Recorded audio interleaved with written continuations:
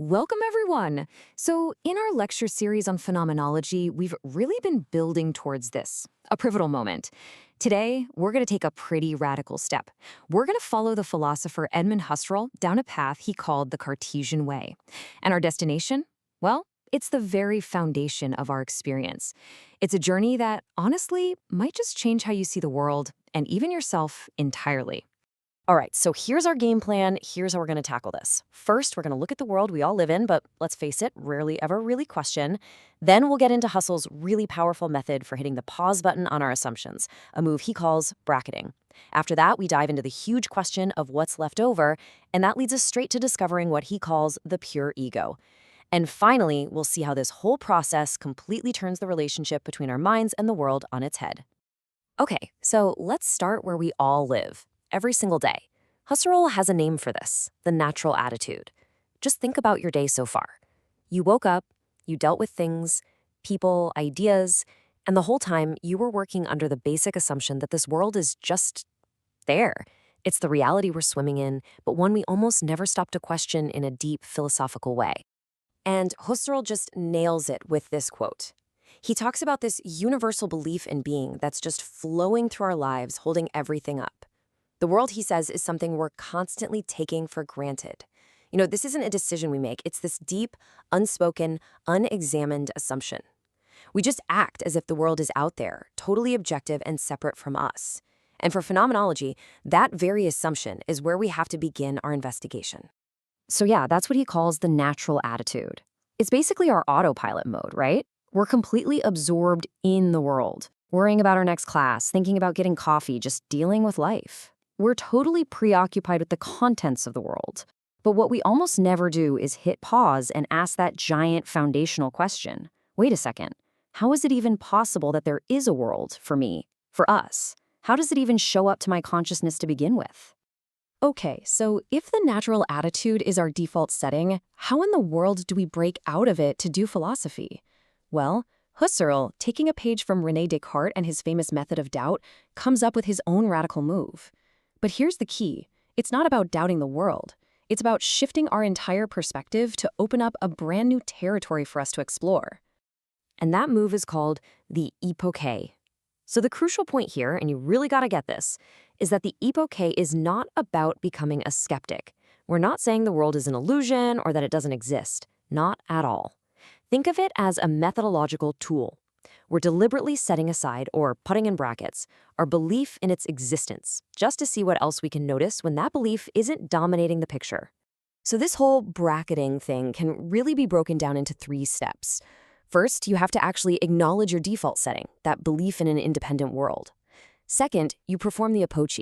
You consciously decide to suspend that belief. You don't get rid of it, you just don't use it. And third, and this is the magic, it triggers a massive shift in focus. You stop looking at the objects out there and you start looking at the experience of those objects as it happens in your consciousness. And this leads us to the absolute core question of this whole procedure. And it's a question that can be a little mind-bending at first. If we actually pull this off, if we put the existence of the entire world in brackets, all of physical reality, everything science tells us, what could possibly be left over? I mean, your first instinct is probably to say, nothing, right? We're left with a total void, a big, empty nothingness. If you set aside the world and everything in it, what else is there? But, and this is Husserl's incredible discovery, the answer is the exact opposite of nothing. The answer is as profound as it is unexpected. What's left isn't nothing.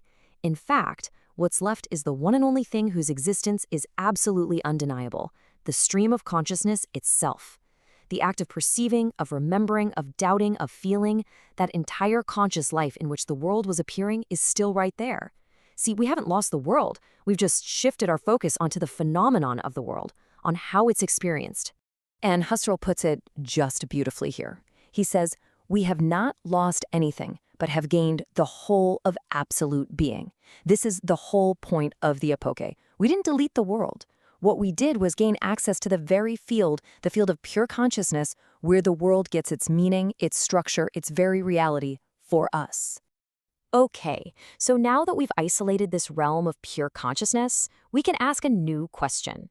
Who or what is at the center of this stream of experience? Who is this I that is having all these experiences?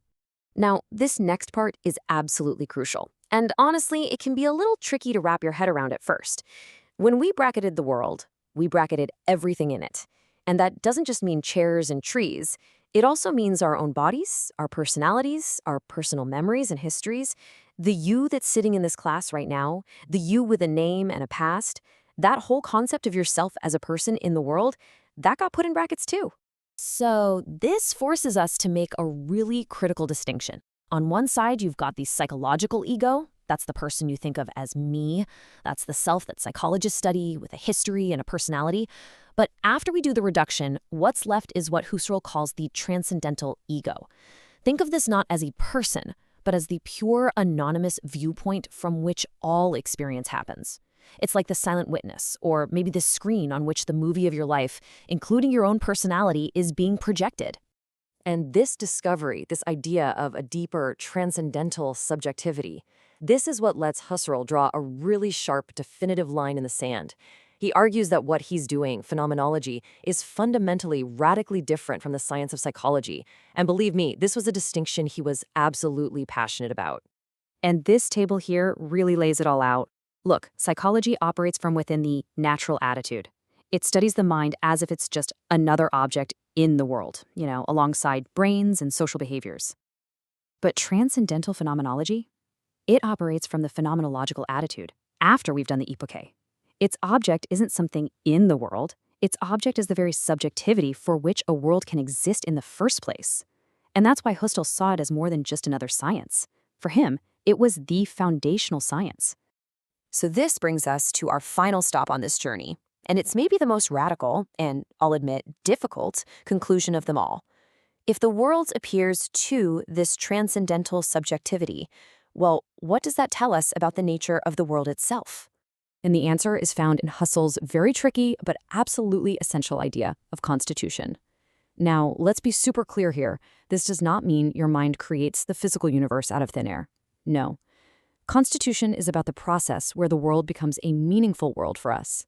A bunch of wood and metal is just a bunch of wood and metal, but it gets constituted as a desk through the meaning-giving acts of our consciousness. Every object, every scientific law, every value, they all get their sense, their validity, by originating within this field of pure subjectivity. So the big takeaway is this. Husserl basically collapses that old philosophical divide between the subject and the object. The world isn't some mysterious thing in itself existing totally separate from us. It is always and has to be a world for a subject. It's what he calls a correlate. You can't have a meaningful world without the consciousness that gives it meaning. And you can't have consciousness that isn't conscious of a world. They go together.